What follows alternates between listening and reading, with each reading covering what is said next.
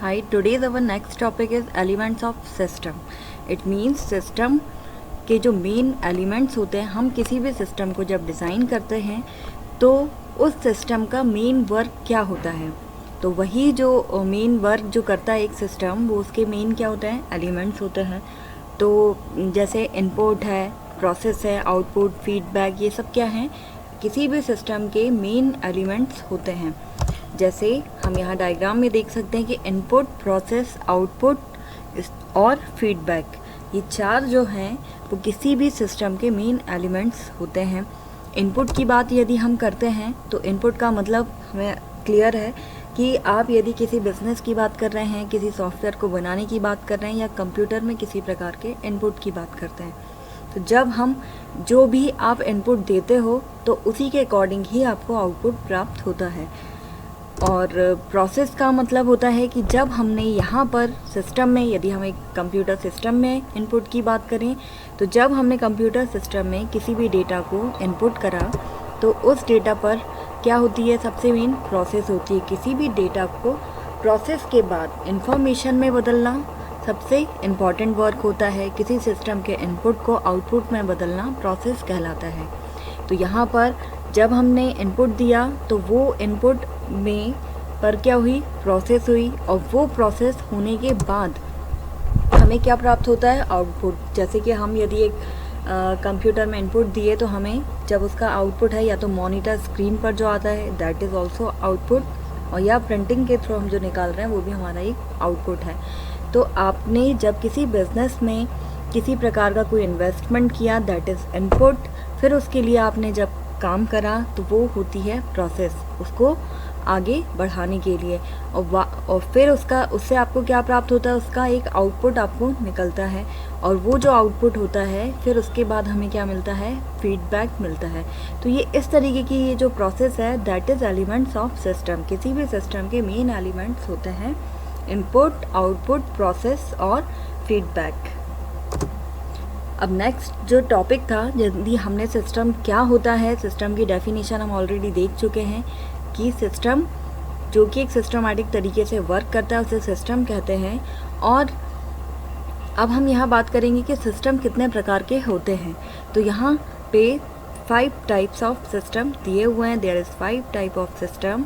First is a physical system, second abstract system, third open system, fourth close, and fifth information system, जिसे man made system भी कहते हैं। यहाँ पर first है फिज़िकल सिस्टम की हम बात करें तो एक ऐसा सिस्टम जिसे हम छू सकते हैं, जिसे हम काउंट कर सकते हैं, जो कि टंजिबल, जैसे यहाँ पर ये एक वर्ड दिया हुआ है जिसे याद रखें हम, जो कि क्या है, विजिबल भी है, हम देख भी सकते हैं, और जिसे हम छू सकते हैं। तो वो सिस्टम क्या कहलाता है, फिज़िकल सिस्टम कहलाता है।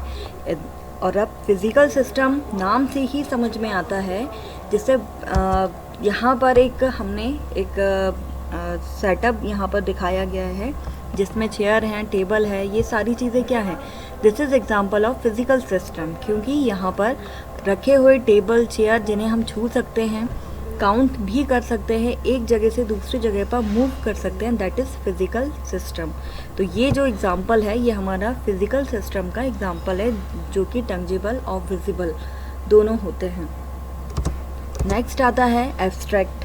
तो ये जो है फिज़िकल सिस्टम के जस्ट अपोजिट है, क्योंकि फिज़िकल में ये हो रहा था कि हम उसे छू पा रहे थे, उसे हम काउंट कर सकते थे, तो वो फिज़िकल सिस्टम का एग्जांपल हुआ। लेकिन एब्स्ट्रैक्ट की हम बात करें, जो कि जैसे यहाँ दिखा है, इस प्रकार के सिस्टम का फिज़िकली अस्तित्व नहीं होता है। इट मीन्स कि वो प्रोसेस हो तो रही है बट हमें दिखाई नहीं दे रही है। तो ऐसे ही यहाँ पे हम यदि ये हमने डायग्राम यहाँ दिखाया हुआ है, जो कि एक तरीके से एग्जांपल है आपके ऑनलाइन शॉपिंग का, तो इस प्रोसेस को हम कह सकते हैं एब्स्ट्रैक्ट सिस्टम का एग्जांपल हम दे सकते हैं। क्योंकि यहाँ से एक यूज़र जब ऑनलाइन शॉपिंग करता है तो वो यहाँ से प्लेस ऑर्डर उसने किया, तो वो ऑर्डर जाता है, वहाँ से किस प्रकार की प्रोसेस हो रही है वो देख नहीं सकता, लेकिन हाँ बाद में उसके पास वो चीज़ रिसीव होती है। तो ये जो एग्ज़ाम्पल है, हम एक ऑनलाइन शॉपिंग को एक एब्स्ट्रैक्ट सिस्टम का एग्ज़ाम्पल के तौर पे देख सकते हैं। तो ये एग्ज़ाम्पल हमारा ऑनलाइन शॉपिंग आई थिंक इसके लिए परफेक्ट रहेगा। Next next is open system. Open system एक ऐसा सिस्टम है जिसका बाहर के इन्वायरमेंट में प्रभाव पड़ता है, जो कि बाहरी जो इन्वायरमेंट होता है उससे इजीली इंटरेक्ट करता है। तो यहाँ पर जैसे हमने बाहर लिखा हुआ है कि ये सिस्टम इन्वायरमेंट से इनपुट लेता है और इसे ही आउटपुट लौटा देता है। तो इसका मतलब जैसे कि यहाँ पे डायग्राम में एक बहुत क्लियर दिया हुआ है कि ये एक एनवायरनमेंट का ये एक सबसे बेस्ट एग्जांपल है ओपन सिस्टम का, जो कि यहाँ से जैसे हमने कहा सूर्य है, तो उससे जब ये और ये क्या है, वाटर है।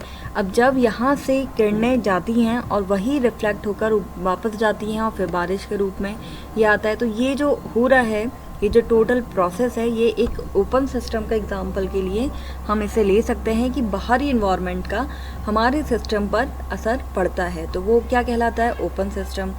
इसको हम दूसरा एग्जांपल हमारे कंप्यूटर से भी ले सकते हैं कि यहाँ पर हम कंप्यूटर में जब कोई चीज़ टाइप करते हैं तो वो क्या हुआ, आपने जैसे मैं यदि यहाँ पर कोई चीज़ टाइप कर रही हूँ तो वो मैं बाहरी इन्वायरमेंट के अपन हो गए, और मैंने जब टाइप करा तो वो क्या हुआ, सिस्टम में इनपुट हुआ और उसी के अकॉर्डिंग हमें मॉनिटर स्क्रीन पर दिखाई दिया, दैट इज़ आउटपुट। तो बाहरी वातावरण का हमारे सिस्टम पर जो असर पड़ता है तो उसे वो एग्जांपल कहलाता है ओपन सिस्टम।